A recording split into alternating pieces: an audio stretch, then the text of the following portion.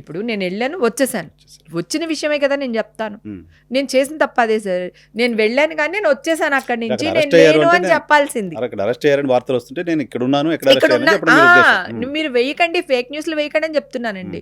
అప్పుడు కూడా ఫేక్ న్యూస్లు వేయకండి అని హాస్పిటల్లో చెప్పా. ఫేక్ న్యూస్లు వేయకండి అంటే నేను మాట్లాడింది తీసేసి సార్ ఓవర్ యాక్టింగ్ చేస్తున్న హేమ, బొక్కాయిస్తున్న హేమ అంటే జనాలు చూసింది అదిగో పులి, అదిగో పులి, అదిగో పులి అంటే మనకి చీకట్లో కూడా అక్కడెక్కడ దెయ్యంలా కనపడుతుంది.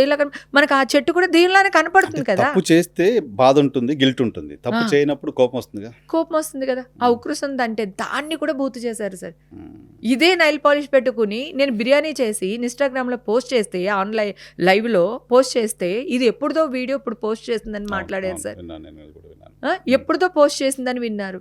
నేను హేమ ఏం చెప్పినా మేము నమ్మకండి, మీరు నమ్మకండి, మేము నమ్మం, మీరు నమ్మకూడదు, మేము ఏదేస్తే అదే మీరు నమ్మండి అనేది చూపించారు సార్.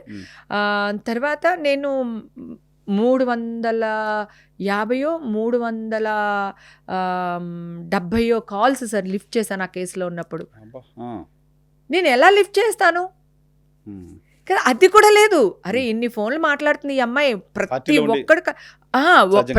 ఒక్కడు ఫోన్ ఎత్తుతుంది, ప్రతి ఒక్కరికి సమాధానం చెప్తుంది అని కూడా లేదు.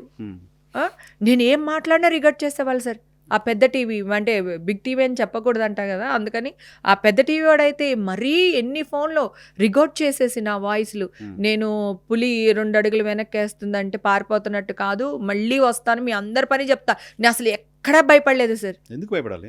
నేను అసలు భయపడలేదు. నేను తీసుకుంటే కదా, నేను కోర్టుకు వెళ్ళినప్పుడు కూడా చెప్పాను, ఇంత అర్జెంటుగా ఇంత అర్ధరాత్రి నన్ను ఎందుకు అరెస్ట్ చేస్తున్నారు? నేను టెర్రరిస్ట్ని కాదు, ఓకే, దేశద్రోహిని కాదు.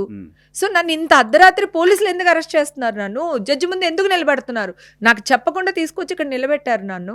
నాకు లాయర్ని కూడా మాట్లాడుకునే టైం ఇవ్వలేదు వీళ్ళు అని నేను అడిగితే, కనీసం అవును కదా పోలీసులు ఎందుకు హేమని అరెస్ట్ చేస్తున్నారు, ఆ అమ్మాయి విక్టిమ్ కదా, డ్రగ్స్ తీసుకుని ఉంటే అసలు ఎందుకు అరెస్ట్ చేస్తున్నారని ఒక్కడు న్యూస్ వేయలేదు.